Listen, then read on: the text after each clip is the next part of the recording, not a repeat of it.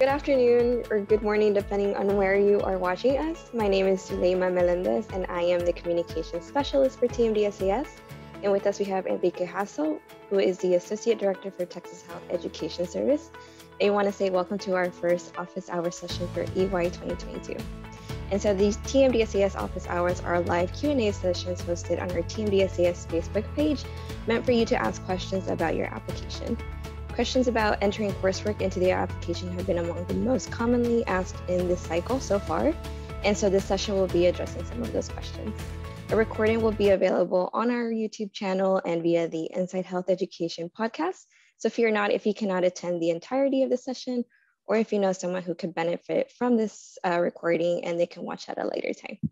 And so Enrique, if you want to go ahead and introduce yourself and give us a little bit more information about you. Sure. Hello, my name is Enrique Hasso, and I am the Associate Director and podcast host here at the Texas Health Education Service. Our primary goal with the Texas Health Education Service, I like to tell people, my job is to make the admissions committee's jobs more difficult by making sure that all of our applicants know all of the insides and outsides of the application process and know exactly what it is that the schools are looking for. So I'm excited to be joining Zuleima here for the first Courage session. For the first office hours. That's a force of habit. And I do want to thank a huge shout out to Alana Edwards and Nicole Castillo for establishing office hours last application cycle.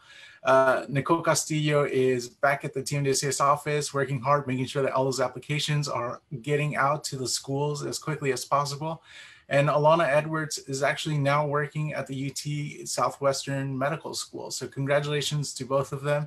And hopefully in the future, we'll have them back on the office hours to share some wisdom with each one of the applicants. But huge shout out to them, and big shout out to Zuleima for getting all of this prepped. So without any further ado, for all of our current applicants, I know you have a ton of questions about coursework. I'll hand it back over to Zuleima. Thank you, Enrique. So to start off with, I'm just going to go ahead and go over a few questions that we normally get, whether it's via phone call, emails, or messages. And I'm just going to go over down the list of questions that we typically see. So stop me at any time if we get any questions coming in. Okay, thanks. So the first question that we have seen is, I have multiple degrees at the same university. How do I enter this into the coursework section? So we want to address two things. One, if you have a double major at the same undergraduate institution, you would label one as your primary major and the other as a secondary major. And this would be true for those degrees that you receive, such as a BS in biology and a BS in chemistry at the same time. Sometimes applicants do have a BA in, say, Spanish and a BS in biology. For those, we recommend that you go ahead and list those as two separate entries, since they are two different types of degrees. You will need to list your coursework under each degree, since they are separate entries in the college coursework, colleges attended section. And then another example that we get is if I got a BS in biology at the institution, but I also received an MS in, let's say, public health education. How do I enter that? Go ahead and label those as well as two separate entries. And the next question. I took a course over the summer at a community college, but I did not use the credit at my primary university. Do I still need to list this in the coursework? Yes, any coursework taken where credit was received must be entered in the coursework section. In addition, you will need to provide transcripts from the institution for this specific course if you are accepted, and later on down the line, TMDSAS requests for your transcripts to be sent in. Another major question that we get, especially due to COVID, is for the spring 2020 term, my regular in-person course was switched to online/distance learning due to COVID-19. What do I enter for coursework type? So for this one, for spring 2020, since you signed up for the course as in person, we recommend that you go ahead and list it as a regular course, even if it was later switched to online due to COVID. And the reason for that is because that is how you signed up for the class. So following that same advice, for summer 2020, fall 2020, and spring 2021, we recommend that you do the same thing. if you signed up for the course and they told you ahead of time it's going to be online due to COVID, go ahead and list the course as distance learning or DL. And for any hybrid courses, we actually don't have that type in our application system, but go ahead and just list it as what you mainly had. So if you mainly had, well, let's say you had all your classes online, but you only came in person to take the test, or for labs, go ahead and pick the option you think would be the best fit depending on what you did more of, if it was more in person or online. So just to give some perspective there on behalf of the work that we do with TXHES, a lot of schools are still continuing to accept online coursework even in the summer and in the fall. Obviously, we live in a weird world right now where even in fall 2021, some courses may be online, some courses may be in person. So don't fret too much about that. They're still, for the most part, most of the schools are still accepting online coursework. So if you are going right now to register for courses and you see that there are only online courses being offered, don't worry about that. For the future, if there are any major changes, we will continue to update you via the Inside Health Education newsroom and on the TMDSAS website. If there are any major changes where if a school suddenly decides we only want in-person or we only want online, or anything like that, just as we did last year with the COVID newsroom, we'll make sure to update all of the applicants. But as of right now, for the majority of the schools, having online courses is still all right. If you ever have a question as to whether or not a particular school has a certain policy about that, we highly recommend that you reach out to that particular school and ask them about it. Zuleima, we do have a question that's already popped up here. Nice. Let's go ahead. So are you ready? Yeah. Here we go. Pop quiz. If I entered planned coursework as a non-degree seeking post-bac and then decided not to take any classes, can I go back in a couple of months and remove the courses? Can I just delete the whole planned semester altogether? Yes. And so for that, we recommend that you go ahead and send us a message via the internal messaging system in the application portal. That way we have that change in writing. And if your term is locked, we can go ahead and unlock it for you and you can make the proper changes to your application. And that's just the nature of planned coursework. It's always going to keep changing. So I always say, don't worry about it. Go ahead and enter placeholders. And we actually do have a question about that on our list. I can let you know how to do that. Yeah. But don't worry about it. That's a section that you can always go back and change. So no other further questions. I'll go ahead and follow up with that. So yes, I don't know what courses I will be taking in the future. So this is for planned enrollment. How do I indicate this in the coursework section?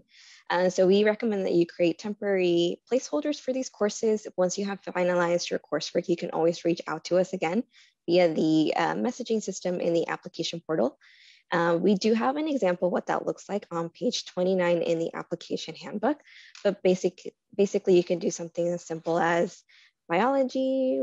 If you know if you're going to be a junior, it's going to be a level 300, 3000 level course, and you can put the name as bio or XX or TBD, anything works, just to indicate that you're going to take courses in that future and that you're going to go back and make sure that those are edited to what you are taking.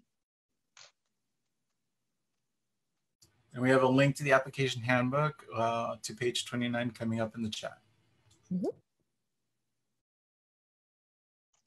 Okay. A lot of times we also get this other question as well about determining academic status for your courses in the section. So for these, we recommend that you use the chart that can be found on page 54 in the application handbook. And for a lot of these, just letting you know, we're going to refer to the application handbook because those examples can be found in there. And we highly, highly recommend that you use this handbook along with filling out your application, as it's going to take you section by section and letting you know how to enter the information in the section that you are working on. So again, we do refer to page 54 in the application handbook for the chart. Yeah, I think it's important to note the application handbook isn't just like us sitting in our ivory tower and just being like, I think the applicant should know about this and they should know about this. Like, there's actual method that went into this. The applicant surveys that are completed by each one of our applicants when you submit your application. There's a survey that goes out after the TMDSAS match from all of the medical applicants. There are surveys that go out to all of the advisors, and then of course feedback that folks like Zuleima and the rest of the TMDSAS team receive from interactions with applicants all feed into informing what needs to be included in the TMDSAS application handbook. So this is a constantly evolving handbook that's really built to answer the questions that you all are having. So don't think of it as just like a really dry piece of paper that's just, developed to, get you to read something. This is an actual document that is constantly under revision, that is constantly being updated, and is really built to help you along every part of the TMDSAS application, whether it be answering, what it means to determine whether or not your course is a freshman course or a sophomore course, or where the break is between your credits, or what it means to have a planned activity versus a current activity, or what it means to come back and select different evaluators for your letters of evaluation. All of that's included in the application handbook. And Zuleima is one of the members of the team that answers phone calls that come into TMDSAS. And Zuleima, can you give us a kind of a rough estimate of how many phone calls you probably have to refer back to the application handbook? Quite a bit. I don't have an exact number. I'm sure I can pull that up in our data. But yeah, it's quite a bit of calls about things that can be found in the handbook. And I refer the applicants back to the handbook, not to say I don't want to answer your question, but I feel that that is a good step. And looking at that first and continuing along with those pages, oftentimes I feel like you could also get other answers to your other questions that you may have. Cool, thank you. We have a couple of more questions that have come up. Nice. Here we go. AP classes. This is a big one right now. Yes. We took AP classes in high school and received credit for them in our undergraduate, but decided to retake the courses. Would we list AP courses as yes or no as the last time taken? Most of these AP classes were prerequisites required by the medical schools.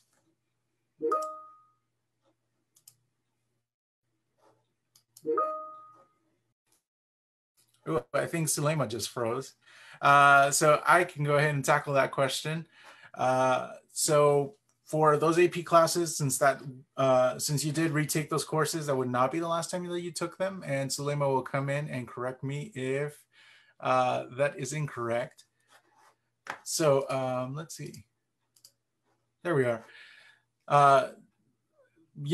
Essentially, since you retook the course, you would enter them as not the last time that you took those courses. So hopefully Zuleima can boot her computer back up and we would come back to your questions. But in the meantime, we'll just keep going through to our next question here. If my school, UT Austin, operates in a semester system, but offers summer classes in 2 different sections, should I just enter it as summer 1 or summer 2 term, or just summer? I scoured the handbook and doesn't seem to find information on this topic. All right, that is a great question. You have the ability, actually, I'm gonna save this one for Zuleima because she is actually gonna give us a live look into entering courses.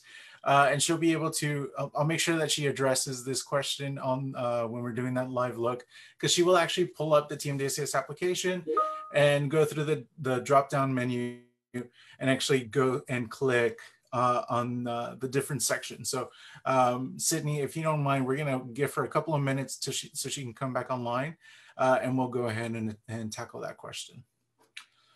Lauren is asking, if you take 1 to 2 gap years after graduating undergrad, are you considered a non-traditional applicant? So this is a really great question and we get so many times. The TMDSAS application allows folks to self-identify as non-traditional. Now, because of that, there's just so much confusion. Traditionally, a non-traditional applicant would be somebody who is typically older, maybe around 25 years of age or older. We actually did a literature review that took a look at all of the mentions of non-traditional and saw that the age that is most commonly referenced would be about 25 years or older. Secondly, the other part would be, you know, the circumstances under which somebody is pursuing this career that would make them non-traditional. Now, that would be somebody who's already started a different career and came back to pursue, say, dentistry, and this would be their second career. That would be somebody who's non-traditional. Somebody who has different life circumstances than the rest of the applicant pool. For example, somebody who already has a family or has familial responsibilities, maybe somebody who's non-traditional. So for the most part, I would say if you believe that you have different experiences that differentiate you from the typical applicant to dental, medical, or veterinary school, and you feel that these differences have been significant enough to make your journey, to have impacted your journey, then I would encourage you to select in the TMDSAS section, or do you identify yourself as a non-traditional, to actually select yes. And what that does is it offers you an additional 1,000 character essay to discuss how your journey has been impacted by being a non-traditional. And so essentially what that essay allows you to do is just talk about your journey. You know, you might discuss how you started a career as a teacher and then you decided that in teaching science, you really wanted to go further and you wanted to become a veterinarian. Or in, you know, serving as a dental hygienist, you realized that you really wanted to see the dream through all the way to becoming a dentist. And so everybody has a different path. Everybody's pathway is unique. And so for those that are kind of a little bit separate from the pack, this is a great way to identify yourselves. If you are a quote unquote traditional applicant, but you don't view yourself to be part of that non-traditional pathway per se, the optional essay is another great opportunity for you to really be able to talk about how your journey may be different or may be impacted by different life circumstances. So a very long-winded way, Lauren, to tell you that 1 to 2 years of gap year may or may not be grounds enough for you to consider yourself a non-traditional applicant. I would say the years alone are not enough, but perhaps the experiences that you've had in those years may be differentiators as to whether or not you would identify yourself as a non-traditional. All right, so I am including a link to the application handbook that Zuleima mentioned earlier, and she's still having some technical issues, but we're gonna push forward here. Some of the other questions that have been coming in here to the TMDSAS office have been around let's see, adding terms attended. That one will be covered by our live demo. Actually, Sydney, I can answer with certainty here. One of the questions that Zuleima was going to cover had to do almost exactly with your situation. It had to do with, I took an AP course in high school and then took the course again, but not for a better grade at my primary institution. How should I mark the AP course as last time taken question? You would mark the AP course as no for last time taken, and then the retaken course as yes for last time taken. So hopefully that helps answer that question. All right. How would you classify epidemiology in terms of course type? That is an excellent question. I highly encourage you, number one, to take a look at the TMDSAS course listings. And I'm going to share a link here for you to take a look at those. The TMDSAS course listings, let me give you some background here. These are essentially the courses that TMDSAS, the applicant evaluation team, has already taken a look at. And so this team has actually, what they do is they have a list of different topics that the schools have already listed that says, if this is an English course, these are the different topics that need to be covered. And it's like 1, 2, and 3. If this is a statistics course, these are the different courses that need to be covered. and there's just a list there. And so based off of these different lists, the TMDSAS team evaluates courses and assesses whether or not they fulfill the different prerequisites.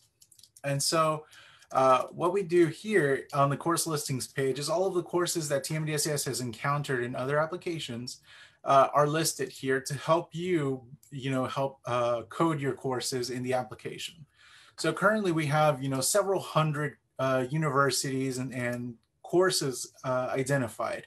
However, these are listed by the most represented within the TMDSAS application. Now, what that means is that some courses may not be on here, some colleges or universities may not be on here. So in those instances, we do have some prescribed coursework definitions that are published on the website. And I'm also going to include a link here. And what these do is, I apologize, I can't type and talk at the same time. What these coursework definitions do is give you an idea of the types of courses that may qualify to meet the prerequisites. So for example, for biology, an anatomy and physiology course may fulfill the prerequisites. However, that course still needs to be evaluated to make sure that it meets those topics that have been identified by the schools. And so there may be an instance where you may select, one of the courses, you see that on the coursework definitions, that type of course is identified. However, if it has not been evaluated before by TMDSAS, it may be identified as either a course that either fulfills or does not fulfill the prerequisites.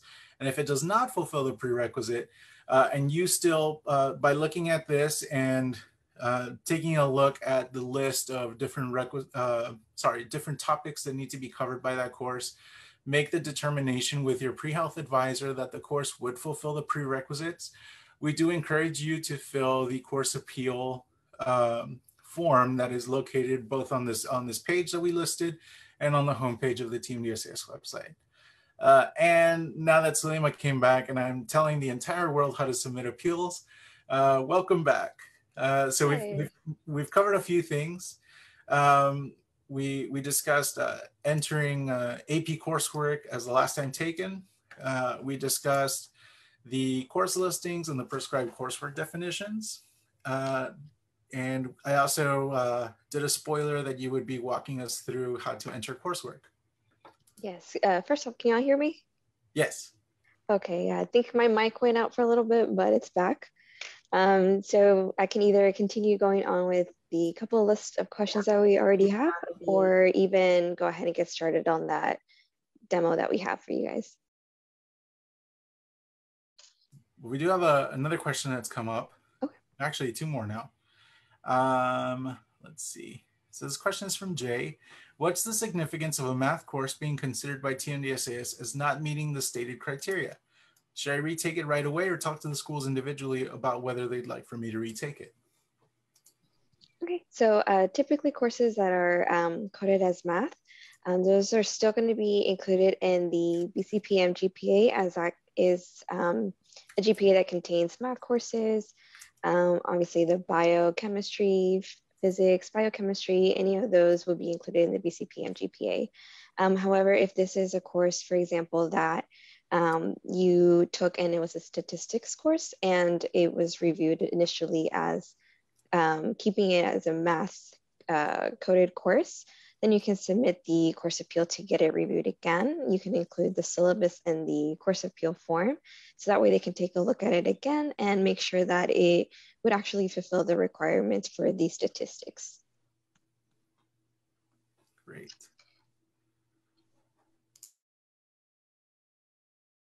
Oh, here's another one. If I took a college level course in high school but did not receive credit for it at my undergraduate institution, should I still include it in my coursework? There's no corresponding course for the class, but I took, but my transcript states that I previously attended the university through which I took this college level course. Okay, so for those, so it's a little bit hard to visualize what that looks like. I always say go ahead and just refer to the transcript and how it's listed. So for example, if that if your transcript has it listed, maybe something general, AP English as a course title name, and maybe it has 3 credits, go ahead and enter it in your application. But if it doesn't show up, then typically it's not recognized necessarily, and it can't be listed in the application. But if you still have doubts of what that looks like on your application, we do suggest that you take like a screenshot of that particular section that shows AP credit. And you can send that to info@tmdsas.com just so we can take a look at it and give you a better guidance as to if that's something that you would need to include in the application, and if so, how.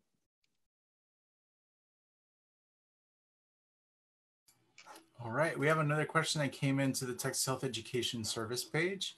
Should SMP coursework be classified as other sciences since they don't count toward BCPM, which I'm interpreting as only undergraduate coursework? So I think the first question here is, does SMP coursework classify as BCPM? And my apologies, right off the top of my head, I don't know what SMP coursework is. Yeah, I don't think I'm familiar with that as well. It sounds like project management, but I think that might be just like the realm I'm in right now. Catalina, would you mind specifying what SMP coursework is? But for the latter half of your question, it's other sciences, special master's program. So should special master's program coursework be classified as other sciences since they don't count toward BCPM? Okay, so for graduate level courses, we do suggest that you list those as other science or non-science. That's just because for graduate coursework, that will not count towards the prerequisite. That's only for undergraduate level courses. So yes, it sounds like that would be labeled as other science. Mm-hmm. Great. Right. Okay, we are, I think we're caught up. Oh, one more. In regards to transfer coursework, certain classes overlap between schools. Mm-hmm. Do I put one class?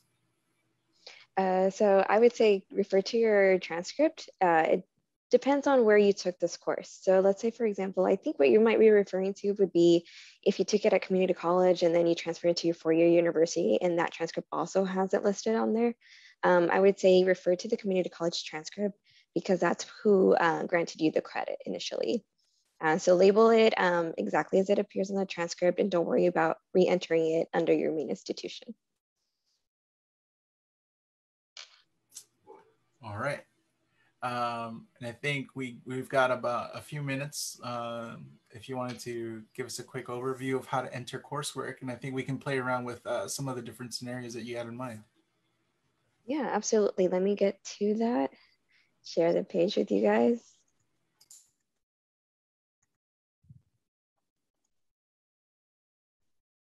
In just a moment. Screen. Okay, can you guys see my page? Yes. Okay, perfect. All right, remove this little box. All right, so this is whenever you log in, I made up a name, Dominique. And so just log in, and this is how the application portal looks like whenever you first started out. And so we're gonna go to colleges attended. And so right now I have Central Texas College and Texas A&M University as the main institution.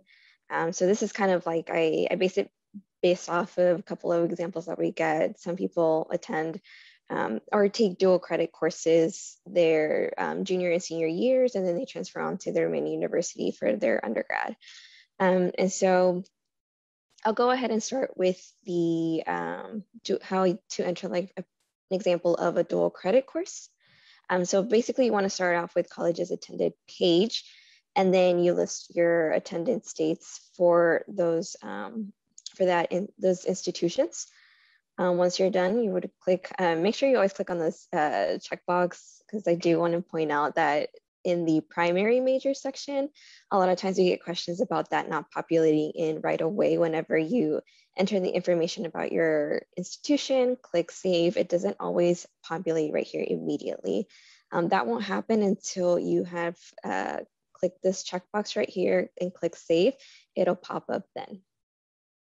So moving on, you have to fill out the colleges attended section questions, and then you can go into terms attended. Now for this, I want to point out that you want to make sure that you enter every term that you attended at the institution based on the dates that you have entered. So since we started off here with fall 2015, we want to make sure that we add that term. Fall semester add term.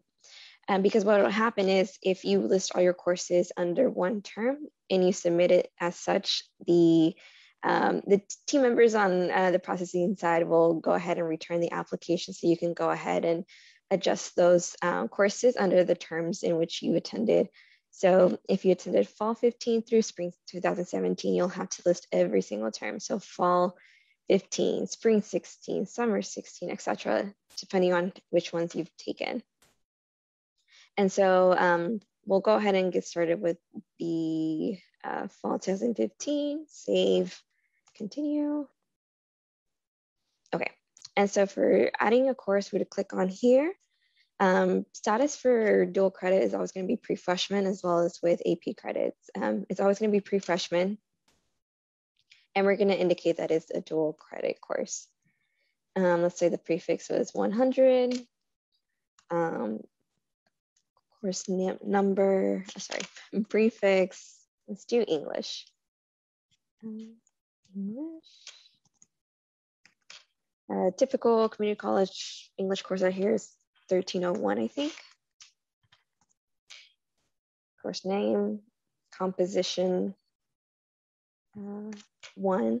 And I get this question a lot. Is it okay if you put an O or an L? I think a capital I would be fine for the Roman numeral. Let's do English as the coding. Your grade, let's say you got an A.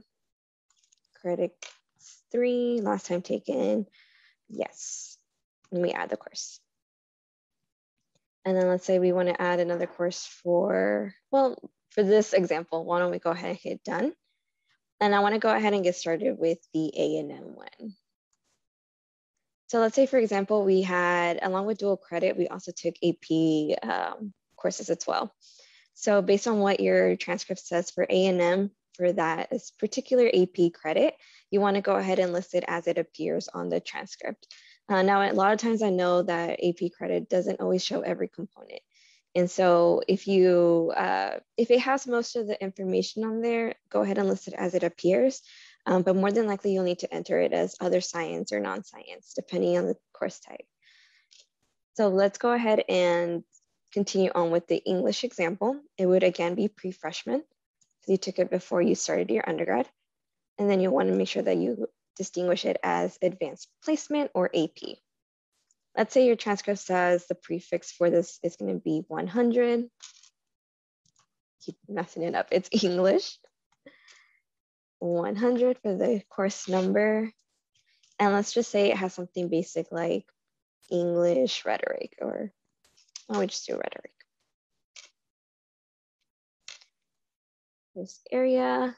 Okay, so for this part, if your course listing for your main institution, in this case A&M, if they have this information, English 100 rhetoric, and it's listed on the course listing page as an English prerequisite, then you can go ahead and list it as English. Otherwise, go ahead and just list it as non-science. And then the grade, AP credit will always be a grade of a credit. And so it'll be CR. Let's say it was 3 credit hours. We get this question a lot. What if I took my AP credit, my school did give me the credit for it, but I went ahead and retook it again for my degree plan or something like that? Then in that case, you would list this as no for last time taken, and make sure that later on the transcript where it has the English course that you took again, that one is yes for last time taken. We'll add it, and then we click done. So those are three examples that I came up with based on the questions that we receive often. So that's kind of how you enter it into the application. Always make sure that you click save. This shows it's incomplete because I didn't add a course in here. That's why it's giving me that message. So a couple of follow-up questions that have popped up, but thank you so much for walking us through. For pre-freshman, is that for dual credit? Yes, it's for dual credit and AP because this is before your undergrad. Okay. And then how does one jump from pre-freshman and on for somebody who graduated early? And I think you already mentioned this based off of that table in the handbook. Yeah, so we recommend that you go ahead and list dual credit and AP credit as pre-freshman. And then based on the number of credits, but also know that for us in the classification for freshmen, it counts the first 30 hours that you took at your undergrad main institution. So let's say you came in with 40 credits coming into your freshman year of college. Well, you're going to go ahead and list your fall, which is typically the first semester that you take at your undergrad. You're going to list that as freshman, and that would be the status. And based on the number of credits that you have, in this case 40, it's not going to be freshman for your second semester. It's going to be sophomore because that's the credit in the way that you follow it for the status. So it is normal for you to have, most cases, it is very normal for you to have your first semester just be freshman. Maybe your second semester is sophomore, and then you continue down the list based on the number of credit hours you have. Cool. Since we're here, can you show me how I can track to see which of my letters have already been received at TMDSAS? Yes, absolutely. So that can be tracked in the status page here. And this is going to tell you, I worked on this a couple months ago, but this is the page that you always want to go and reference to because it has all the information and the schools that you applied to, when you already paid for your application fee, GPA, supporting documents, letters of evaluation. So let's say I chose the 3 individual letter option. Those evaluator names are going to appear on a table here, and it's going to let me know the date received, whether it was received and approved. And that means it was received and it had all the components that we need as required by the schools in that letter, and it's good to go. And this is also where you can find your test scores. So it's going to show you your test dates. It's not going to show you the score, but it is going to tell you the date that we received it. And so we always want to make sure that we check here before we either call or send a message about the letters or scores, because more than likely we can see it here.